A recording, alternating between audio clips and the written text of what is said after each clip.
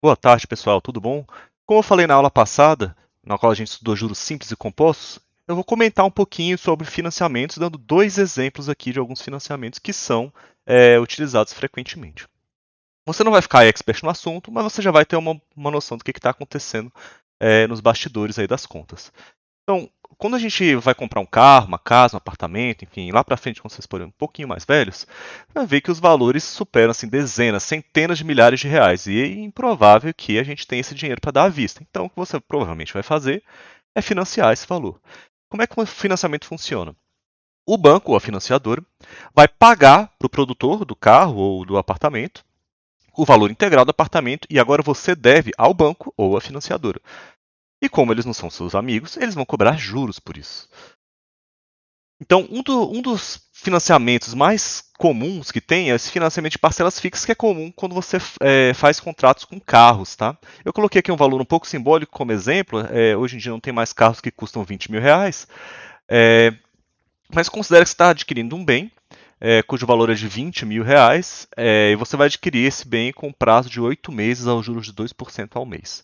E parcelas fixas. Então, às vezes, você olha no outdoor lá, carro tal, com parcelas fixas de tantos reais mensais. Você fala, é parcela fixa, não tem juros então? Claro que tem, os juros estão embutidos nas parcelas, tá?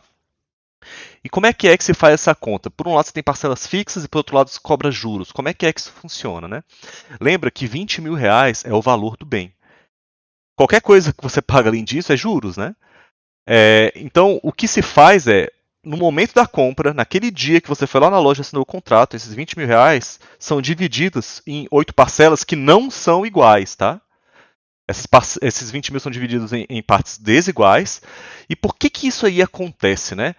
Como é que as parcelas se dividem em parcelas desiguais e você paga uma parcela fixa? Aí é que tá, pessoal, olha só. No ato da compra, o que acontece é que você está pagando essa parte do saldo devedor, mas você não está pagando juros, você está pagando no ato da compra, não passou tempo, né? O problema é que quando você vai pagar a segunda parcela, já tem um mês que você fez a compra, então essa parcela sofre juros. No segundo mês, a parcela número 2 sofre juros, a parcela número 3 também sofre juros, a número 4, a número 5, a número 6, a número 7, a número 8, todas elas sofrem juros nesse primeiro mês. No terceiro mês, a sua terceira parcela também vai sofrer juros, junto com todas as demais lá para frente que você ainda não pagou. Então, à medida que o tempo passa, essas parcelas que estão lá para frente do financiamento vão sofrendo juros todos os meses, tá? Então, é por isso que esse valor de 20 mil é dividido em partes desiguais. Por quê? A parcela é fixa, dado que você está comparando as parcelas no momento em que se paga por cada uma delas. Mas inicialmente elas não são fixas. Olha só o que acontece. É, Cada mês, todas as parcelas sofrem uma correção pelos juros. À medida que você vai pagando as parcelas, no momento que você chega para pagar a parcela número 2, ela vale exatamente o que valia a parcela número 1. Quando você chega para pagar a parcela número 3, ela valorizou por 2 períodos, né? Passou 2 meses para chegar na terceira parcela. E você vai pagar exatamente o restante que você pagou na primeira. Então, vamos tentar algebrizar essa ideia, né?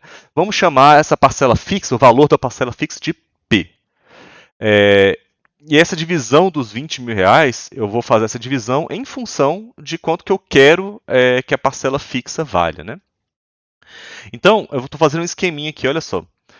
A primeira parcela vale P porque ela não sofre juros, né? A segunda parcela, eu vou falar que ela vale P sobre 1,02. Por que isso acontece? Essa segunda parcela vai ser paga só um mês depois que eu fizer a assinatura do contrato, não é isso? Nesse um mês, essa parcela vai sofrer uma correção de 2%, que é referente aos juros. Então você vai pegar o valor da segunda parcela no ato da compra, isso aqui é tudo no ato da compra, tá? E vai multiplicar por 1,02. De maneira que, quando você multiplicar por 1,02 aqui, ó, ou seja, você está adicionando os juros referentes a um mês, esse valor cancela com esse, e o valor final, na data do vencimento, vai ser exatamente P. E o mesmo raciocínio se aplica também à parcela número 3. Porque olha só, parcela número 3 passam-se 2 meses, né? até chegar na parcela número 3. Então, até lá, você vai multiplicar por 1,02 vezes 1,02, referente a 2 meses de valorização, né? E aí esse denominador vai se simplificar com esse, sobrando uma parcela P para pagar. Então, está vendo que no momento em que você for pagar cada uma das parcelas, todas elas vão valer esse valor que a gente prescreveu, P. Beleza? Então, o que está acontecendo? Esses 20 mil, que são o seu saldo devedor inicial, foram divididos em maneira desigual, né? De tal maneira que a primeira parcela realmente vale o valor da parcela que vai ser paga todo mês. Mas a segunda, olha só, essa diferençazinha aqui, tá vendo que eles têm tamanhos diferentes? É o que representa esse aumento de 2% em um mês. Olha só a diferença de tamanho dessa aqui para essa outra. Essa é a terceira parcela, né? Ela sofre esse reajuste de 2% duas vezes. Cada uma dessas parcelas vai sofrer um reajuste diferente, não é isso? Olha só, a oitava parcela, ela sofre reajuste 1, 2, 3, 4, 5, 6, 7 vezes. Então, por isso que essa parcela vai ser multiplicada por 1,02 elevado à sétima. Beleza? Então, olha só, pessoal. A soma dessas parcelas no ato da compra equivale aos 20 mil reais. E elas se tornam, cada uma, P na data do vencimento, tá? Na data do vencimento de cada uma. Então a conta que eu vou fazer para saber qual o valor da parcela P vai ser, olha, eu vou pegar no ato da compra e somar todos esses valores. Esse aqui é o próprio P, né? Esse segundo aqui, ó, é o P sobre 1,02, é o que está escrito ali na coluna da esquerda, né? Então eu vou somar todos esses valores aqui e falar que o resultado dá 20 mil. Olha só que conta horripilante que aparece, gente. Olha, primeira parcela, segunda parcela, essa aqui é a primeira parcela, essa é a segunda parcela, terceira parcela e assim por diante, né? Quarta, quinta, sexta, sétima e oitava parcela, tá aqui. Essa divisão desigual tem que somar o 20 mil no ato da compra. Agora, para você isolar o P nessa expressão, não é tão fácil assim. E vocês precisam de um pouquinho mais de conhecimento, algumas coisas que a gente vai estudar um pouquinho mais para frente, mas eu já fiz a conta para você, não é nada muito, é uma formulinha, tá? Mas eu não espero que vocês saibam simplificar isso direto, por isso que eu deixei a observação aqui, ó. Não tem problema essa bruxaria aqui de transformar essa soma louca nessa outra conta um pouquinho menor, tem uma maneira rápida de se fazer isso algebricamente, tá, pessoal? Então já fiz para vocês. E agora eu vou isolar, isso aqui é uma multiplicação, né, pessoal? Multiplicação. E isolando o valor de P agora. Agora, esse número aqui, que está entre parênteses multiplicando 20 mil, as pessoas costumam se referir a ele como coeficiente de financiamento, mas é um pouco confuso, porque às vezes eles também se referem ao inverso dele como coeficiente de financiamento, tá? Então tem que prestar um pouquinho de atenção se vocês forem ler sobre esse assunto em outro lugar, tá? Então aqui, calculando o valor de P, a gente chega à conclusão que o valor da parcela mensal é R$ 2.676 aproximadamente, tá? Então, se você fizer a conta de quanto você vai pagar ao longo do financiamento todo, ou seja, são 8 parcelas dessas, são 8 meses, né? Se você pegar esse número aqui e multiplicar por 8, você vai ver que não dá 20 mil, dá um pouquinho mais, né? Dá R$ 21.413 mais ou menos. Então, tudo que você pagou acima dos 20 mil reais, você pagou de juros. Então, você consegue calcular aqui o valor de juros pago nesse produto aí que você comprou de 20 mil. E você pode comparar esse valor de juros percentualmente com o valor original do produto, para saber quanto de juros efetivamente foi cobrado nessa compra. Então, apesar de o vendedor ter te falado que são 2% só, né, a taxinha pequena de 2% ao mês, na verdade a operação toda acumula um juros de 7%, mais que o triplo do valor percentual, né? Então é importante você saber um pouquinho sobre isso. E um outro tipo de financiamento que é hiper comum no mercado imobiliário, compra de casa, terrenos, apartamentos, é o sistema de amortização constante. Nesse sistema de amortização constante, o que se faz a cada mês você vai pagar exatamente, amortizar, ou seja, pagar uma parcela do seu saldo devedor inicial de uma maneira constante. Então, imagina que você tenha lá 10 mil reais de dívida, e aí a cada mês você vai quitar R$ 1.000 dessa dívida inicial. Só que sobre esses 10 mil reais vai incidir juros. Então cada parcela é composta de duas partes. a cada mês, né? A parte de amortização, que é o que você paga da sua dívida inicial, e a parte dos juros. Então, todo mês você paga todos os juros da sua dívida. Olha só como é que funciona. Como, a título de exemplo, imagina que você vai financiar uma casa de R$ 240.000 ao longo de 10 anos, ou seja, 120 meses, né? Pelo sistema de amortização constante, que é chamado de saque, ou tabela saque. As pessoas costumam falar que é tabela saque porque vem discriminado quando você faz esse financiamento, mês a mês, quanto é que você vai pagar naquele mês. As parcelas não são fixas, tá? Imagina que nesse financiamento você pegou uma taxa de 0,8% ao mês, que é uma taxa razoável para imóveis aí ultimamente. Então vamos calcular o valor da parcela no primeiro e no segundo mês, como exemplo, tá? E depois eu mostro para você a tabela todinha com todos os valores pagos mês a mês para você entender exatamente o que está acontecendo. Então a ideia do saque é que esses R$ 240.000 que você contraiu de dívida, você vai dividir em 120 meses. Você vai pagar R$ 2.000 dessa dívida inicial a cada mês. Só que quando você vai pagar a primeira parcela, está incidindo juros sobre a sua dívida total. Então, olha só o que acontece. O seu saldo devedor era de R$ 240.000 e a taxa de 0,8%, vamos ver quanto é que você paga de juros nesse financiamento no primeiro mês. Olha só, 0,8% de 240.000 dá 1.920. Então significa que o valor da primeira parcela vai ser os R$ 2.000 que você vai quitar da dívida original, mais esses juros de R$ 1.920. Então o valor da sua primeira parcela vai ser R$ 3.920. Aí é muito maior do que você estava imaginando, aqueles 2.000, né? Mas essa parcela é composta de todos os juros desse período mais a amortização. Vamos fazer agora um exemplo para a segunda parcela. O que acontece na segunda parcela? Olha, o seu saldo devedor não é mais 240.000. Você quitou 2.000 desse saldo devedor, né? Então agora ele passa a ser 238.000. O seu saldo devedor é um pouco menor. Então o que você vai fazer? Vai pegar 0,8% desse novo saldo devedor, que é um pouco menor, vai dar um juros um pouco menor também, né? E você vai somar esse valor de juros com a amortização que você faz constante todo mês.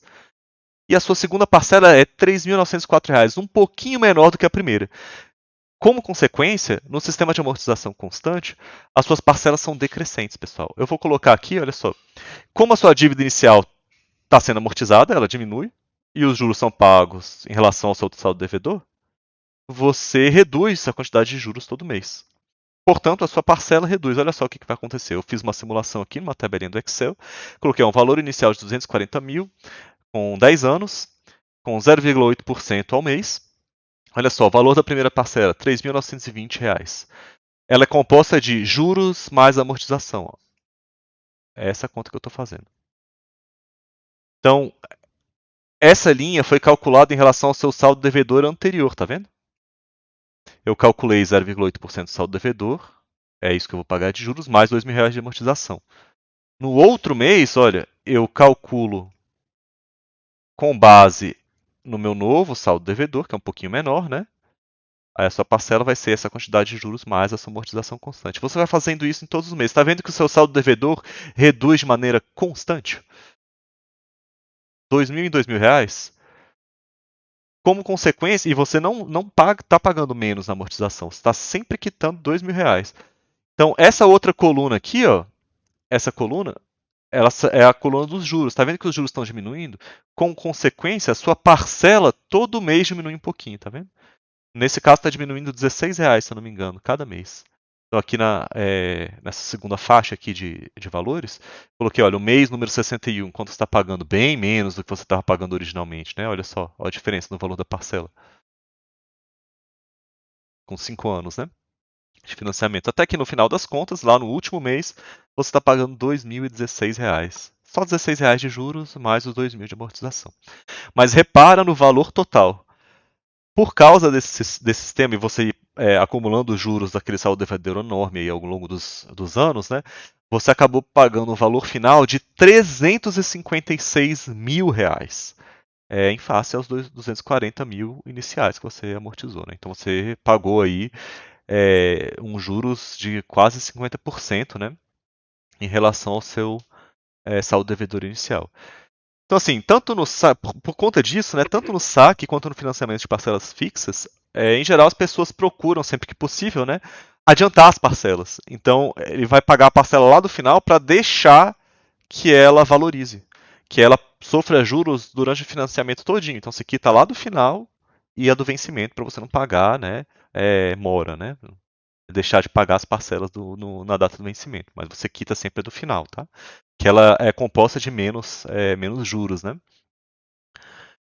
Então, pessoal, é importante você saber esse tipo de coisa. Eu sei que vocês não vão usar isso por um bom tempo, né? E antes de fazer um financiamento, você tem que checar, apesar da taxa de juros ofertada pelo vendedor na hora, né, ter um certo valor, ele fala 0,8%, mas tem que tomar um pouquinho de cuidado, porque existem outras taxas quando se abre um financiamento desse tipo. E essas outras taxas, elas são inclusas no juro, né, no custo da operação. E esse custo total é conhecido como custo efetivo total, que inclui os juros mais esses outros encargos para se abrir esse tipo de financiamento, né? E é por meio desse custo efetivo total que você vai saber quanto que você está pagando efetivamente, tá?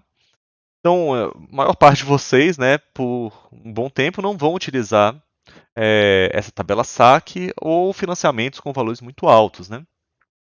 Mas é importante você saber mais ou menos como funcionam esses financiamentos, para você não ser enrolado a arranjar dívidas que você não consegue pagar adiante, né? Então, é uma boa ideia. Você tem um bom tempo aí para se educar financeiramente, né? E procurar informações a respeito de como funcionam essas coisas.